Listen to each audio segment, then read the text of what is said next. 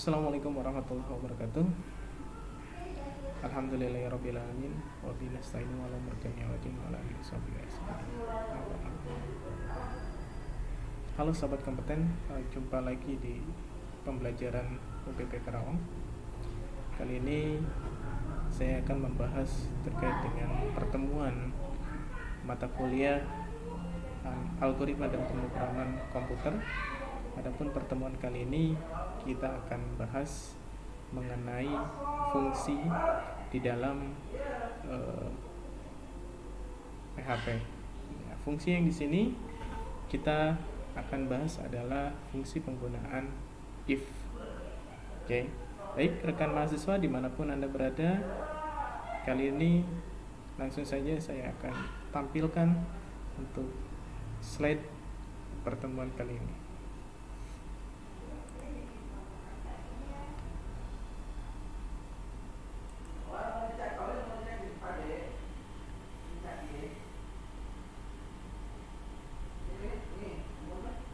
Penggunaan if merupakan suatu struktur logika yang sering digunakan ketika kita dihadapkan pada beberapa kondisi.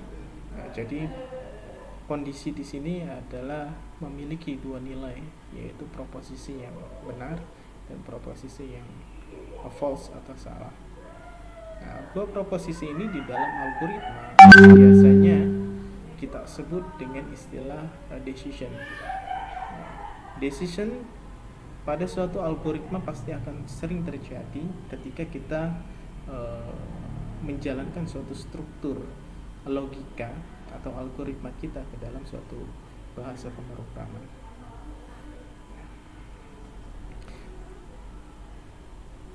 Penggunaan if sering sekali sebagai efektivitas untuk memecahkan suatu permasalahan. Jelas ya? Permasalahan biasanya terjadi ketika ada dua pilihan, ya kan, di mana dua pilihan ini akan dipilih salah satu untuk melanjutkan ke step berikutnya. Ya, contoh misalkan ketika suatu kondisi dalam proposisi yang benar, misalkan contoh dalam login, kan ketika username dan password itu tidak valid, maka di situ akan proposisinya adalah login gagal, gitu ya. Gambaran secara ilustrasinya. Nah, ketika login itu berhasil, maka proposisinya adalah dalam proposisi true. Maka apa yang ditampilkan oleh sistem? Gitu ya, gambaran kecil daripada penggunaan if atau decision di dalam program. Oke. Nah, kali ini saya akan bahas bagaimana penggunaan if di dalam bahasa pemrograman PHP, karena kita menggunakan PHP sebagai processingnya, ya kan, di dalam algoritma dan pemrograman kali ini. Nah, di sini adalah skrip dalam penggunaan if, ya, dalam penggunaan if di bahasa pemrograman PHP. Nah, biasanya if ini akan ada ekspresi, dan ekspresi itu akan menunjukkan suatu pilihan, ya kan, atau kondisi, di mana kondisi itu akan diarahkan kepada proposisi yang mana yang disebut dengan true dan mana yang disebut dengan false. Maka setelah ada ekspresi, di situ ditunjukkan adanya pernyataan apa, ya kan, ketika ekspresi terpenuhi, ya kan. Contoh misalkan jika A lebih besar daripada B, maka ketika masukannya adalah jika A lebih besar daripada B, maka ketika nilai A itu jauh lebih besar daripada nilai variabel B, maka muncul pernyataan. Nah, jika kebalikannya, jika nilai A lebih kecil daripada nilai B, maka else, ya kan, di sini ada pernyataan berikutnya atau proposisi berikutnya. Else menyatakan bahwa pernyataannya misalkan bahwa nilai A tidak besar daripada nilai B, begitu ya, misalkan. Nah, kemudian di dalam kondisi if atau jenis decision if ini memiliki dua jenis. Yang pertama adalah struktur logika if sendiri terdiri dari dua, yaitu tunggal dan majemuk.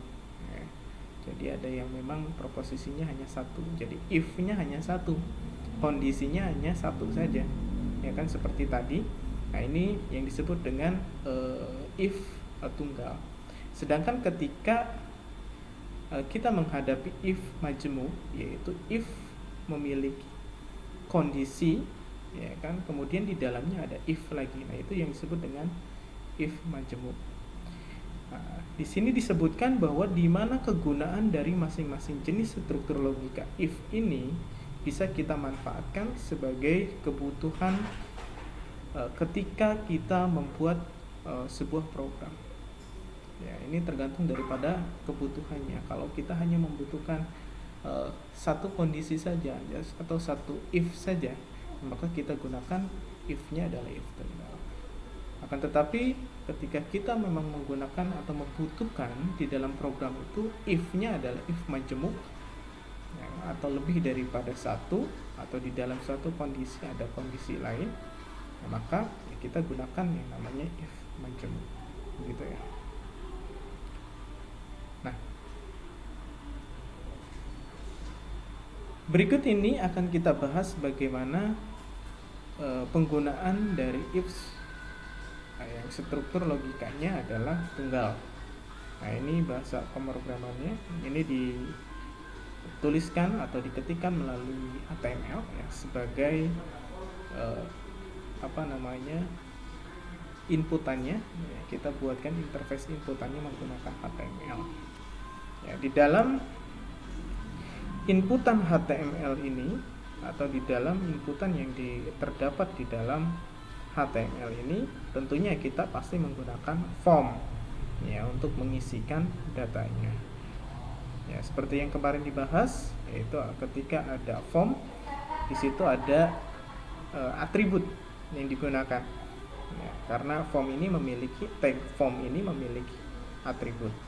Ada metode ya, sebagai jenisnya, ya, di mana jenis metode ini ada dua, ada post, ada get, ya kan. Sedangkan actionnya ini adalah untuk melakukan atau mengarahkan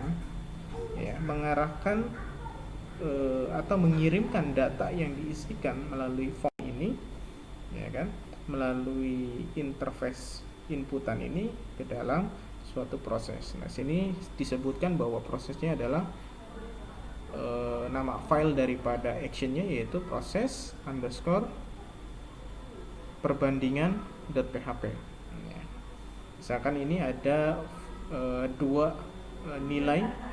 Yang pertama adalah nilai A, kemudian kedua adalah nilai B. Nah, ini inputan isinya, di mana nilai A ini memiliki nim atau nama variabelnya adalah A. Nah, kemudian B di sini memiliki nim yaitu adalah B. Oke ya. Nah, kemudian berikutnya adalah input tipe submit. Ini digunakan untuk mensubmit atau mengirimkan data yang sudah diinputkan di nilai A dan nilai B, kemudian diarahkan ke proses underscore perbandingan.php. Ya.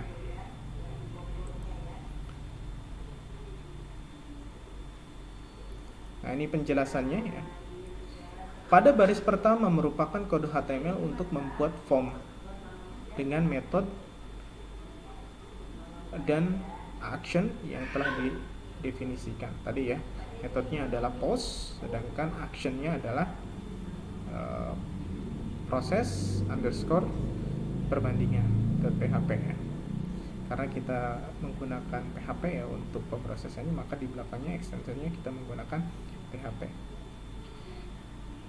Kemudian pada baris kedua dan ketiga ini merupakan kode HTML untuk membuat text box. Kemarin sudah dibahas juga ya mengenai text box. Jenis-jenisnya juga ada tipenya ya. Nah, di sini tipenya tadi kita gunakan tipenya adalah teks ya. Jadi yang diinputkannya adalah teks. Bisa juga rekan mahasiswa kalau di sini yang disebutkannya adalah nilai, maka di sini boleh rekan mahasiswa gunakan untuk textbooknya menggunakan tipenya adalah number, gitu ya. Pada baris keempat merupakan kode HTML untuk membuat button submit ya, untuk mengirimkan atau mentransfer datanya ke dalam proses underscore perbandingan. Oke. Nah, berikutnya di sini adalah proses perbandingannya. Oke ya. Dimana di dalam proses perbandingan ini terdapat dua variabel. Ya. Dimana variabel di dalam PHP, ya ini menggunakan skripnya adalah skrip PHP. Di dalam skrip PHP itu harus diawali dengan $, ya kan? Kemudian nama variabelnya. Dan sini ada dua ya. Ada variabel A, kemudian berikutnya ada variabel B. Di mana variabel A ini sama dengan variabel post yang dikirimkan oleh inputan ya, dengan memberikan nama yaitu A. Ya. Jadi nanti di sini akan didapat hasil pengiriman data dari HTML tadi, ya, dari nilai A tadi yang akan ditampung di dalam sini. Jadi A sama dengan isi variabelnya, gitu ya.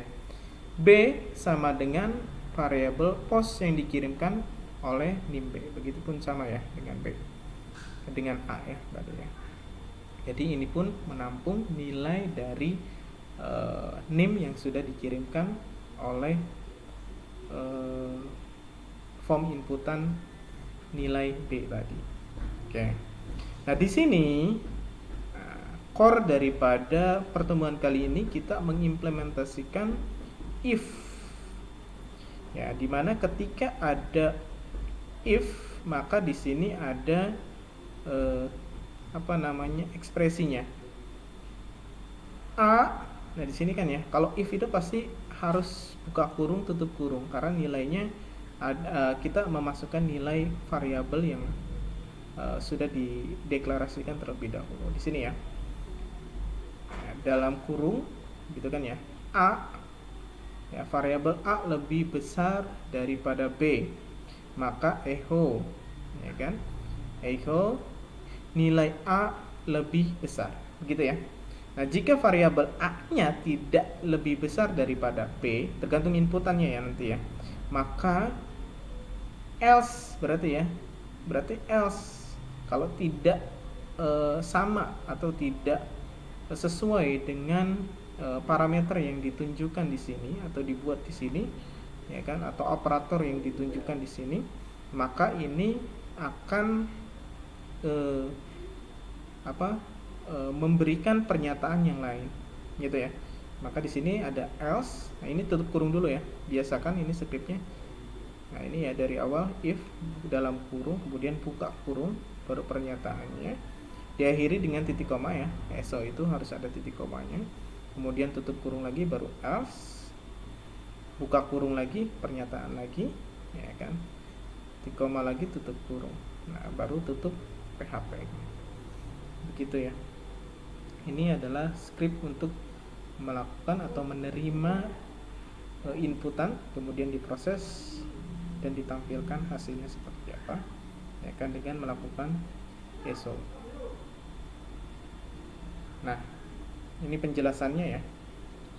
Pada baris pertama adalah awal pembuka untuk PHP. Jelas, kalau awal pembuka PHP itu adalah siku tanda tanya PHP gitu ya. Pada baris kedua dan ketiga merupakan untuk menyimpan data post ke dalam variabel. Jadi yang dikirimkan tadi dimasukkan dalam variabel. Pada baris keempat sampai ke-10 merupakan struktur logika if, di mana jika ekspresi pertama terpenuhi akan menampilkan pernyataan pertama, ya kan?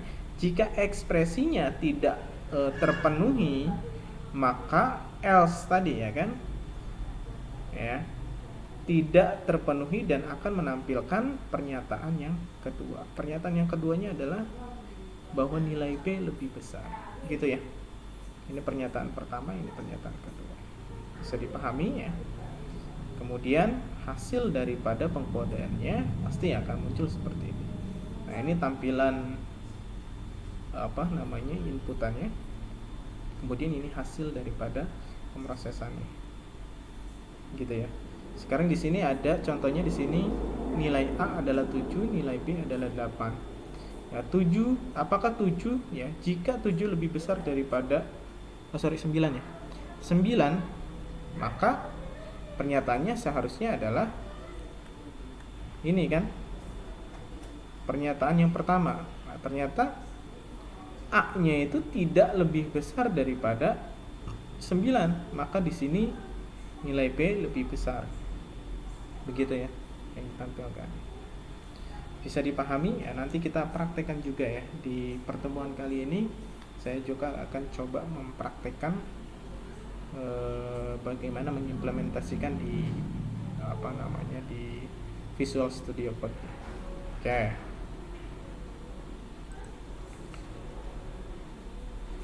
Nah, berikutnya di sini ada struktur logika if majemuk. Ya, di mana struktur logika if majemuk ini ya, yang akan kita bahas adalah seperti yang di bawah ini. Ya kan, ini sama pernyataannya tadi ya, input nilai. Nah, tapi di sini saya coba berbeda ya. Di sini scriptnya kita buatkan post sama tetap ya untuk metodenya. Kemudian actionnya saya buatkan proses underscore grade.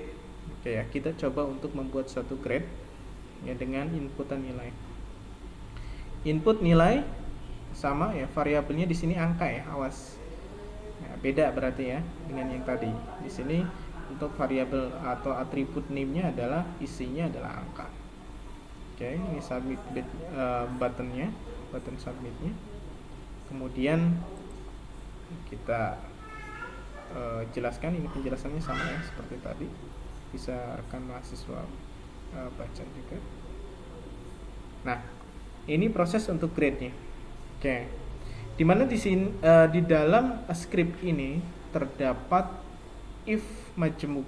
Nah, ini if yang pertama, ini if yang kedua. Artinya, dan ini if yang ketiga. Artinya di dalam if terdapat if. Nah, maka di sini ada istilah else if, ya gitu ya. Else if. Oke ya. Oke. Nah, di sini dibuatkan suatu variabel namanya variabel nilai ya. Variabel nilai, di mana variabel nilai ini sama dengan post yang dikirimkan oleh inputan, yaitu sama namanya dengan name yang ada di inputannya, ada yaitu namanya angka ya. Kalau di inputannya namanya angka, maka di sini tulisnya angka juga. Nah, ini akan menampung nilai yang dikirimkan. Jadi nilai itu sama dengan nilai yang dikirimkan oleh inputan, gitu ya. Nilai itu sama dengan nilai yang dikirimkan oleh inputan. Nah, di sini ada kondisi if jika nilai lebih besar sama dengan 8. Jadi lebih besar sama dengan 8 itu disebutnya grade-nya adalah A. Berarti kan 8 itu masuknya ke dalam grade A, ya kan?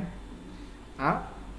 Nah, lebih besar ya A juga, ya kan? Kurang daripada 8 ya berarti di sini harus ada else if. Oke ya.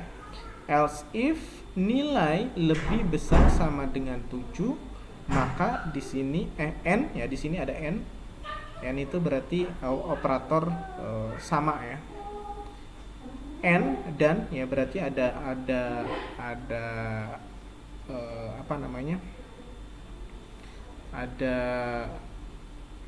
perbandingan ya, bukan perbandingan itu ya, proposisi n itu proposisinya adalah ketika kedua-duanya benar ya maka nilainya adalah true, ketika kedua-duanya salah ya berarti nilai salah, ketika salah satunya salah ya berarti nilainya salah juga.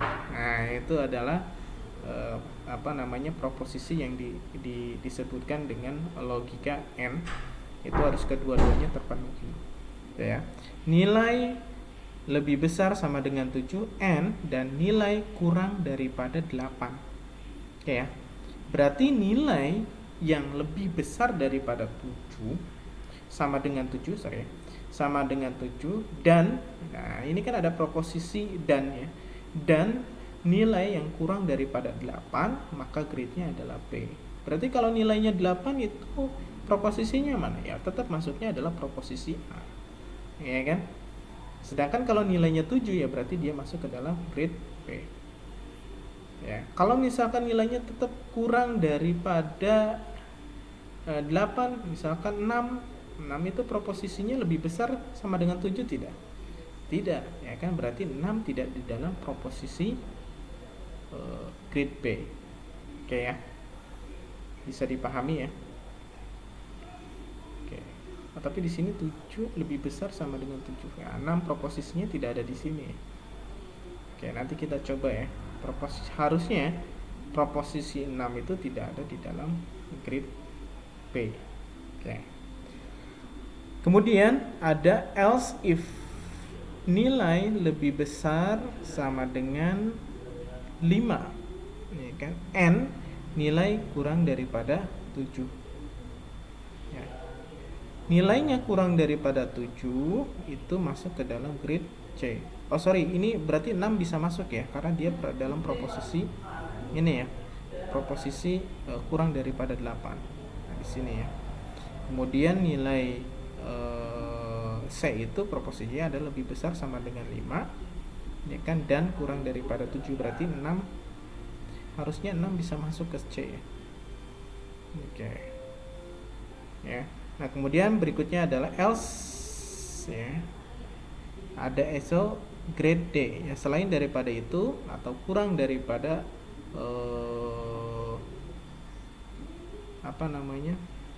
5 ya, berarti grade-nya adalah D gitu ya.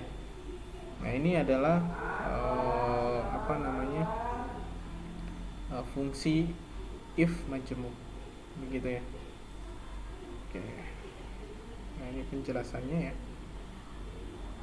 Sama seperti tadi ya, pada baris pertama dan 19 merupakan awal pembukaan penutupan kode PHP. Pada baris kedua merupakan kode PHP untuk menyimpan data pos nilai ke dalam variabel nilai.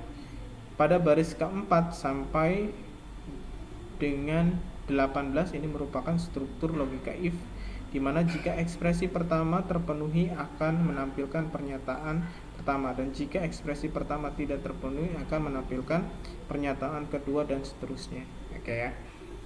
Oke, contoh program yang dihasilkannya adalah seperti ini. 7. Ketika kita inputkan angka 7, maka dia masuk ke dalam grade B. Ya, ini bisa dibuktikan dengan menggunakan atau kita mengimplementasikan ke dalam pemrograman PHP. Ya, bisa kita praktekkan nanti setelah pembahasan ini. Oke. Terima kasih. Ya. Itu mungkin yang bisa saya sharing atau saya sampaikan di materi kali ini, yang mudah-mudahan bisa bermanfaat. Oke. Jangan lupa untuk follow Instagram saya, nah kan, Facebooknya, kemudian YouTube channelnya ya, jangan lupa untuk rekan mahasiswa subscribe. Nah, kemudian ada nomor WhatsApp saya jika ada yang perlu ditanyakan terkait dengan mata kuliah. Tapi saya sarankan untuk bertanya terkait dengan mata kuliah, langkah baiknya untuk melakukan pertemuan atau by telepon, begitu ya, biar lebih enak menjelaskannya, begitu ya. Oke, terima kasih. Saya ucapkan semoga rekan mahasiswa bisa mengimplementasikannya. Saya Bayu Priyatna. Wassalamualaikum warahmatullahi wabarakatuh. Salam kompeten.